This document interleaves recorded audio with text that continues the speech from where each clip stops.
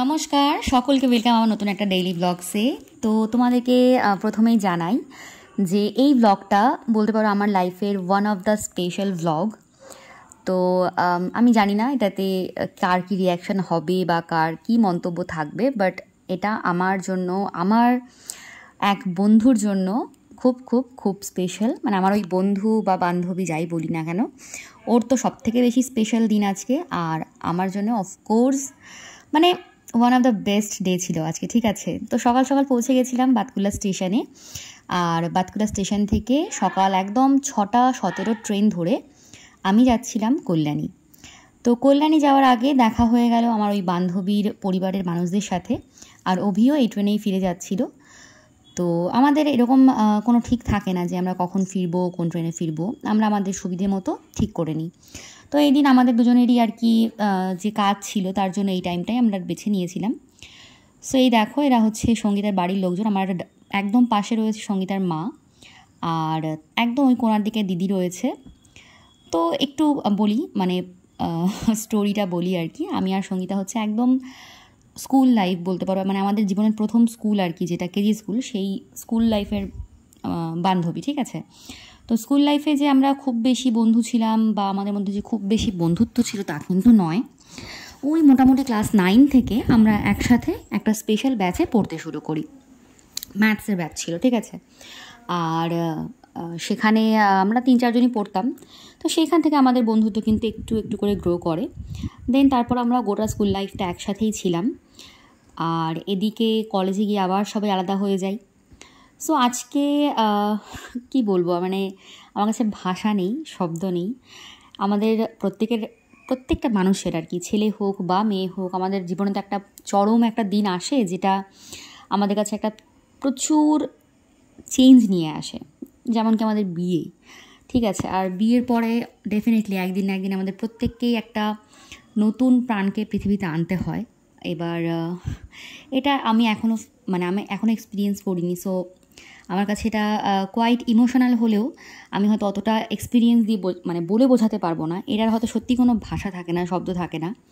তো আজকে আমার এই বান্ধবীর জীবনে কিন্তু সেই দিন, যেদিন ও একটা নতুন প্রাণকে এই পৃথিবীতে আনতে চলেছে। মানে এই যে টাইমটা তোমাদেরকে আমি শো করছি, তখনও ওকে জাস্ট সবে ভর্তি করিয়েছে, তখনও অবধি কোনো খবর নেই।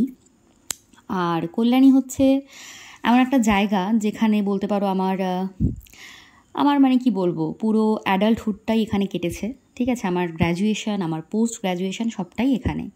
তো এই শহরটা আমার কাছে অনেক প্রিয়।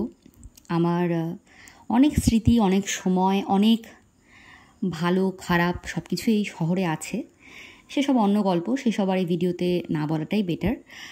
তো এই যে দেখছো যে পার্কটার মধ্যে দিয়ে আমরা যাচ্ছি, এটা একদম স্ট্রেট কল্যাণী শহরের, কল্যাণী স্টেশন থেকে নামলেই একদম সামনেই। তো আমরা যে সময় যাচ্ছিলাম সেই সময়টাতে এখানে কোনো রকম যে কি বলবো, ঘোরার জন্যে কিছু চার্জেস করেনি। বাট এখানে অন্য সময় ঘুরতে আসলে তোমরা অবশ্যই ঘুরতে আসতে পারো, 20 টাকা বা 30 টাকা মাথা পিছু নেয়। আর কল্যাণী শহরটা অদ্ভুতভাবেই সুন্দর, তোমরা সবাই সেটা জানো হয়তো, না জানলেও যদি মনে হয় কখন ওখানে যাবে অবশ্যই যেতে পারো। তোমরা যে রাস্তাতেই যাও না কেন ভেতরে তোমাদের ভালো লাগবে। ঠিক আছে, তো আমরা যেখানে যাচ্ছিলাম, অবভিয়াসলি আমরা একটা নার্সিংহোমে যাচ্ছিলাম। তো সেখানকার যে লোকেশানে, সেটা একদম স্টেশনের কাছেই ছিল। আর আমি এর আগে সঙ্গীতার সঙ্গে আমার এই সার্কেলটাতে, ওর বিয়ের পর থেকে খুব কমই দেখা হয়েছে, খুব কম। কারণ আমাদের দুজনারই বিয়ে দু জায়গায় হয়েছে।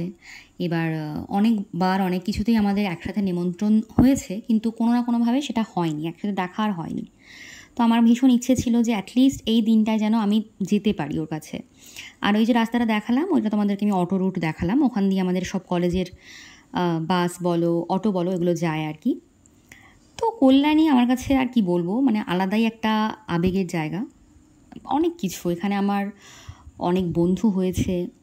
এবার হ্যাঁ, সবার সাথে হয়তো সব সময় কন্ট্যাক্ট থাকে না, কিন্তু সেই যে সময়গুলো, সেই যে সময়কার অভিজ্ঞতাগুলো, সেগুলো কিন্তু ম্যাটার করে লাইফে। অ্যাটলিস্ট যে কোনো সময় বলো বা যে কোনো দিনে বলো, সেগুলো কিন্তু মনকে একটা ভালো ফিল করায়। তো আমরা একদম টাইমের মধ্যেই পৌঁছে গেছিলাম, বিফোর দ্য টাইমই পৌঁছে গেছিলাম আমরা নার্সিংহোমে। আর এখানে কাকিমা তো খুবই টেনশানে আছে, এটা স্বাভাবিক। এখানে তো আর এটার কিছু বলার নেই। আর এরা হচ্ছে উডবি মাসি মামা, তো এরা ওয়াজ লাইক সুপার এক্সাইটেড, ঠিক আছে। ওদের মানে কোনোভাবেই আর সহ্য হচ্ছিল না, কখন হবে, কখন দেখতে যাবে, ওদের এইসব চলছিল। তো আমরা গিয়ে টুকটাক খাবার দাবার খাচ্ছিলাম, কারণ সকাল সকাল গেছি, কিছুই না খেয়েই যাওয়া হয়েছে। সো দেখে না ওদের রিয়াকশানটা।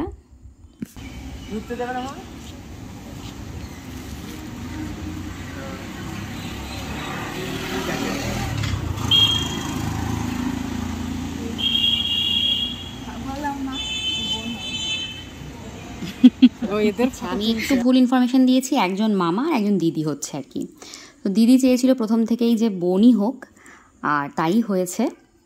মানে আমি এর থেকে আর কীভাবে বোঝাবো বা শোনাবো তোমাদেরকে বুঝতে পারছি না, বিকজ আমার একটু কি বলবো ইন্ট্রোভার্সি আছে। হ্যাঁ, মানে আমি যত বেশি খুশি হই, যত বেশি আনন্দে থাকি, আমি কোয়াইট সাইলেন্ট হয়ে যাই, ঠিক আছে। যার জন্য আমি এখন ভয়েসটা দিতে গিয়েও কিন্তু আমার আনন্দের যে বহিঃপ্রকাশ সেটা কিন্তু লাউডলি করতে পারছি না, ঠিক আছে। তো এরপর আমরা বাচ্চাটাকে দেখে, সঙ্গীতাকে দেখে ব্যাক করলাম ওদের হোটেলটাতে। ওরা যেখানে ছিল সেটাও একদম হাসপাতালের মানে নার্সিংহোমটার কাছেই ছিল। তো আমাকে সুব্রত আর কি কোনোভাবেই ছাড়ছিল না, ও বললো না তুই সকালে ব্রেকফাস্টটা করে দেন যা। তো সুব্রত হচ্ছে সঙ্গীতার হাজব্যান্ড, আর ও আমাদের স্কুল লাইফেরই বন্ধু। তো খুব ট্র্যাজিক মানে আমাদের লাইফের সব স্টোরিগুলো। সো যা হয় আর কি, যা কপালে থাকে সেটা তো হয়ই। তো এখানে দেখো, এখানে সকালে জাস্ট একটা মানে কিছু লুচি আর ওই ডালের তরকারি ছিল আর কি, খাচ্ছিলাম। আর আমার তো লঙ্কা কমন, আমি যেখানেই যাই না কেন।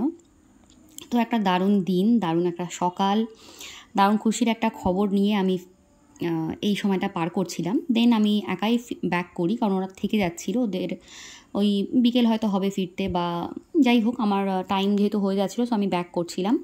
তো এদিকে লোকনাথ পুজোও ছিল, আর এই খুব একটা শুভ দিনে আমাদের বন্ধু মহলের আর কি, মানে আমাদের যেটা ক্লোজ বন্ধু মহল ছিল তার প্রথম খুদে সদস্য কিন্তু চলে এসেছিল।